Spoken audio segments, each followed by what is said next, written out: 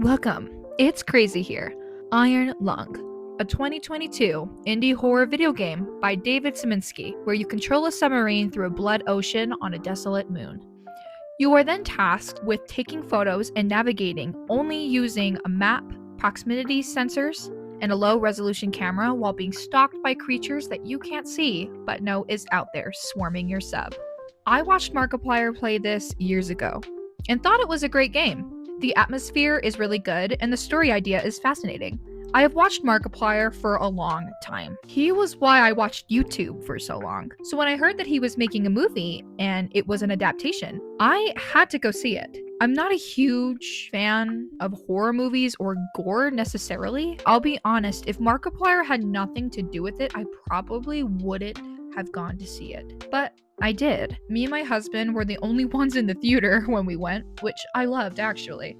I want to do a little commentary on the movie. I'm going to go over what I liked and what I disliked. Spoilers ahead. Let's start with a quick summary. Survivors of an apocalypse send a convict named Simon down into a small submarine to explore a desolate moon that has an ocean of blood. That's it. That's the summary.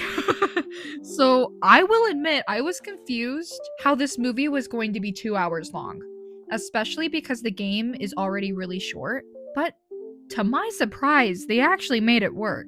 It didn't feel like 2 hours to me. I was on the edge of my seat the entire time. So how did they make this work?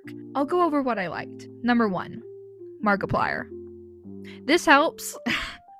I went to see this movie for him. He has worked so hard on this movie, and I'm so proud of him, his team, and David, the creator of the game. I have watched Markiplier and things on YouTube, like, forever ago, like the FNAF musical and his own personal projects where he performs. He has always been a good actor in my book.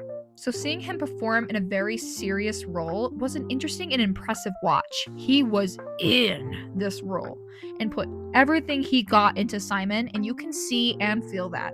You can feel his anger, confusion, and fear. On top of that, the way this movie was filmed adds to that.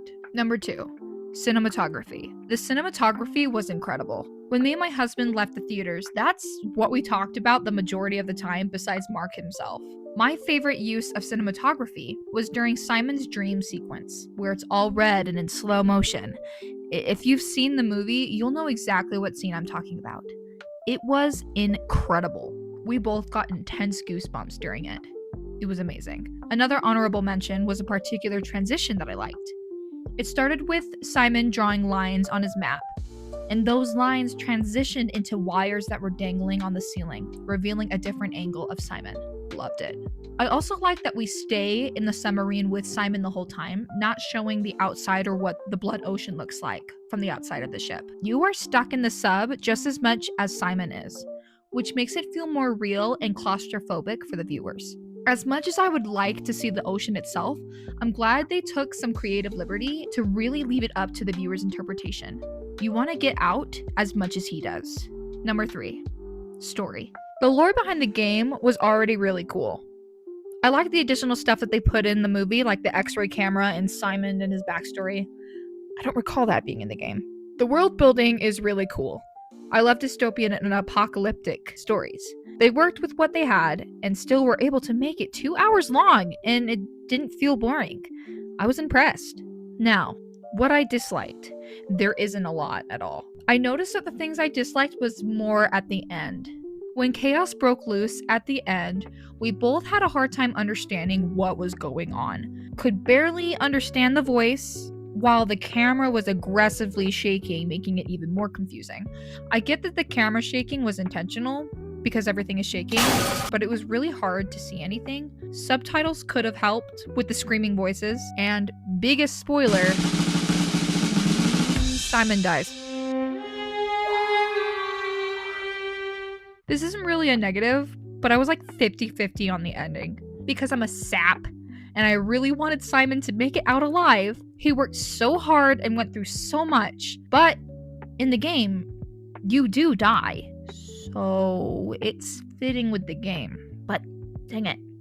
I was torn with the ending. It was just so intense while the whole movie was just pretty chill in comparison to the last 20 minutes. I just stared out in space during the credits because it was so much. I should rewatch it and see what I missed. Anyway, we left the theater satisfied and enjoyed geeking out about the movie on the way home. In conclusion, Iron Lung is great. What makes it even better is the passion and love that was put into it. You can feel the love while watching. Markipler proved that indie movies can succeed without any stupid Hollywood company. That's fantastic. I think he just started a new generation of future movies. I'm proud of him. Love you, Mark. Thanks for making the internet worth it.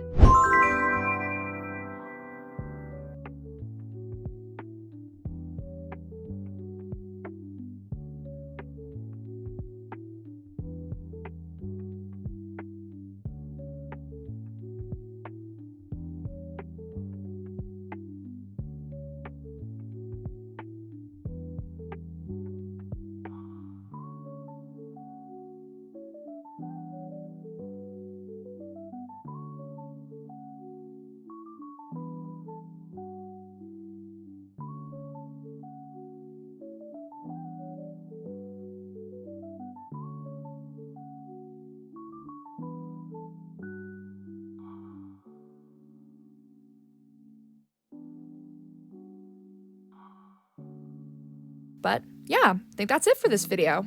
Thanks for sticking around. Hope it wasn't too crazy for you. I'll see you later. Bye-bye.